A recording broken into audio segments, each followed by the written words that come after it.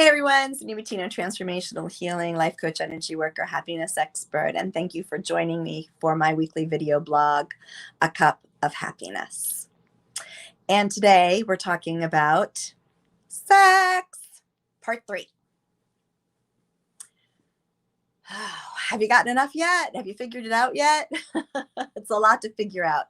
Sex is complicated. I mean, we have so many rules about sex that we don't even realize we have. We have so many woundings around sex that we don't even know that we have. Like, if we were caught masturbating, like, is masturbation okay? Like, foreplay, is it necessary? Like, we're bad because we love sex, or we love a lot of sex, or there are so many negative beliefs and opinions out there. Your boobs are too little, your boobs are too big, you like to have sex too much, you have too high a libido, you have too low a libido. It's a lot. It's a lot. So I want a positive way of looking at sex, because there's so much positive around sex. There is. And it doesn't mean that you have to be a sexaholic. I'm not talking about that. I'm just talking about having a happy, healthy sex life with your partner that you enjoy and you look forward to. So we've talked a little about communication and communicating with your partner about your likes and dislikes, about whether you're punishing them or not by having or not having, by not having sex, right? About how we talk about sex with our partner, how we ask for sex, who initiates and why. But I think we also need to talk about your minimums and maximums around sex. And this is why. I think that sex is a great way to monitor how you guys are doing emotionally and mentally in your relationship. Because if you are not doing well emotionally and mentally in your relationship, if you've become complacent in your relationship, or if you argue a lot in your relationship, or you've just hit some really bumpy roads in your relationship, then it's usually reflected first in our sex life. So I can tell you that I have created these minimums and maximums with my partners before, and you come up with them together. And this is how, again, we've talked about boundaries, like if your boundaries are close or far apart. So there are people that, want to have sex every day. That is their minimum, every day. Their maximum could be 2 or 3 times a day. Okay, that's fine. Find a partner that has a similar-ish libido. And your minimums and maximums shouldn't be compared to anybody else. Nobody else. Because it doesn't matter. Like, if my minimum is once a week and my maximum is 4 times a week, am I a bad person? No. I might just be 58 years old, or I might have a lower libido because I have a lot of stress at work. I might have small children at home. We're at our home, right? I might have a lot going on. And for me to be able to turn this down, get into here and relax might be really difficult. So minimums and maximums, because it's a really good way to monitor how your relationship is doing. And those change over time, obviously, right? It changes. So communication and mins max. And now I love to talk about this, the great myth. The great myth that sex should be organic, that it should just flow, it should happen, it should be spontaneous. And we should have just as much sex 10 years into our marriage as we did when we first met. Oh my God. Sex takes work. And I call the beginning of a relationship, especially a sexual relationship, because they're not always the same, right? The rabbit stage, right? Where this person is the shiny, blingy thing in the room, and you just want to touch them and kiss them and wrap your arms and legs around them. And oh my God, you can't think about anything else. It's just so amazing. And I remember when I did some marriage counseling. Well, actually it was pre-marriage counseling.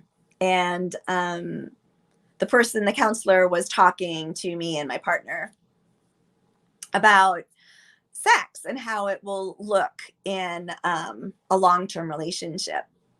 And he did a great example. And he said, early on in your sexual relationship, you're going to put those running shoes on and you're going to go for lots of long runs. But the longer you're in your relationship, the less runs you're going to take. And, you're eventually going to take those shoes off and you're going to put them on the shelf for a short time.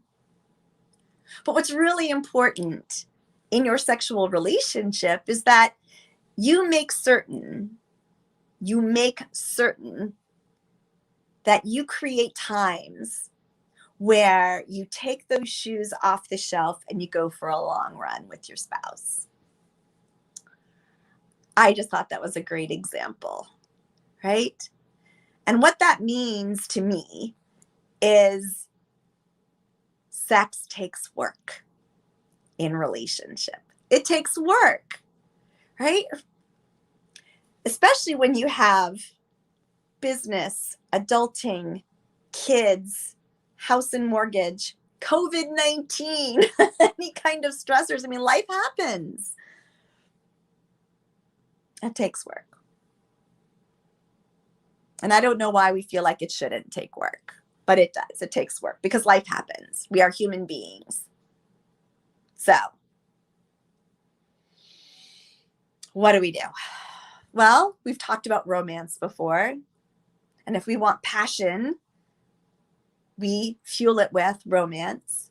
So that might mean pre-planning, forethought, planning a romantic dinner or a romantic weekend or a romantic vacation getaway that might be more than just an overnight.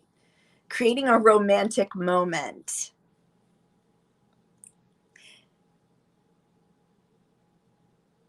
It means that you are telling your partner they're important, you love them, you cherish the sexual relationship that you have. Let's work at it and make it happen because we are worth it.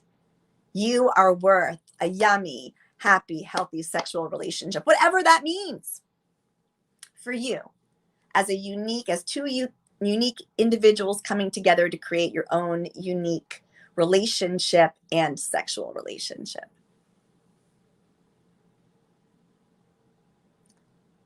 So figuring out what romance means to your partner, whether it's rose petals, whether it's wine, champagne, whether it's getting away where the kids are gone, whether it's sending the kids to their best friends for a weekend, and then maybe you even take their best friends' kids and you take them for a weekend and you trade off so that you can have some really great partnership time, husband-wife time. It takes scheduling sometimes because there are so many things that happen and complicate our life. And there's nothing wrong with you to have to schedule.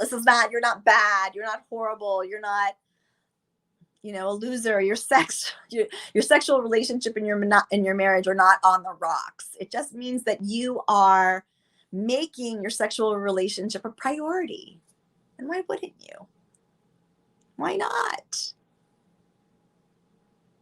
Why not create some time with a glass of wine to sit with your partner on the couch and talk about sex, talk about what you miss, talk about what you love, talk about what you'd like.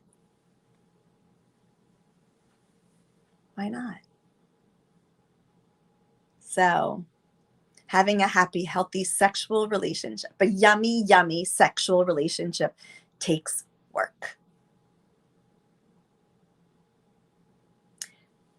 Make sure you use your sexual relationship as a way to monitor how your emotional, mental relationship is going. If you used to have sex like rabbits and then a month has gone by and you haven't had sex once, it's something to pay attention to. So, Sydney Bettino, transformational healing life coach, energy worker, and happiness expert. Thank you for joining me for my video blog, my weekly video blog, A Cup of Happiness, and I hope you have a great week.